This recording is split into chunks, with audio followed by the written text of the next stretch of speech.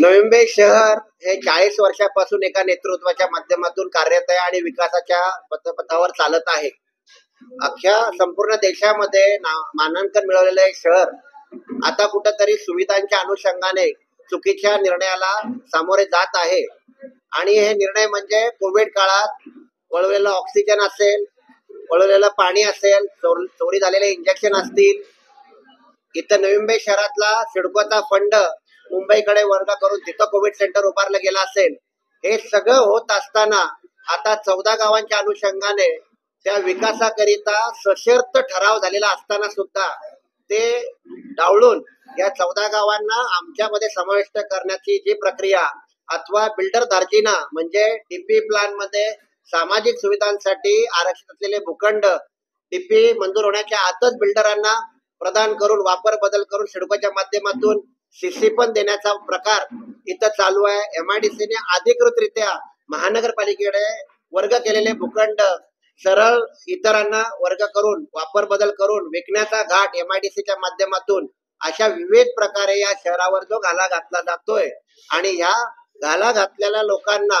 त्यांचे विचार लायक नाही त्या शहरासाठी, अशा शहराचा जर हे शहर त्या दृष्टिकोनातून उभारलं गेलंय सस्टेनेबल सिटी म्हणून या संपूर्ण देशाने राहण्याजोगं शहर म्हणून मानांकन दिलेलं आहे, या शहराला कुठंतरी अडचणी आणण्याचा जो प्रयत्न होतोय त्या विचारसरणीला लायक विचारसरणी नाही तर नालायक विचारसरणी हे जे संबोधलंय हे कोणी स्वतःला लावून घेऊ नये.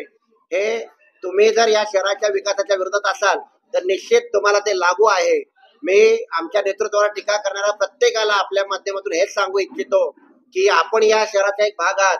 महायुती म्हणून आदरणीय देवेंद्रजी फडणवीस साहेब, एकनाथजी शिंदे साहेब, अजितदादा पवार साहेब यांच्या नेतृत्वात आपण या शहराचा विकास करतोय.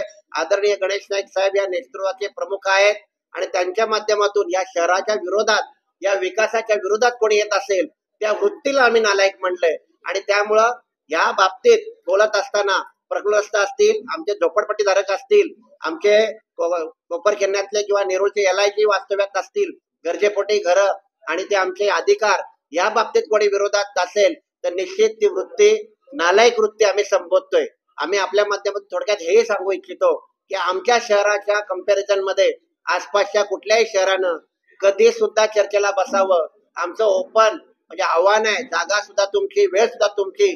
आणि आमच्या नवी मुंबईच्या शहराच्या दृष्टिकोनातून कम्पेअर टू तुमचं शहर, कुठलंही शहर तुमचं, या बसा, आम्ही तयार आहोत चर्चेला. त्यामुळे आमच्या शहराच्या प्रगतीच्या दिशेने वाटचाल करत असताना त्याच्यात अडथळा घालू नका आणि आपल्या क्षणिक सुखासाठी, आपल्या क्षणिक स्वार्थासाठी या शहराचं वाटोळं करू नका. हेच तुमच्या माध्यमातून आम्हाला सर्वांना सांगायचं.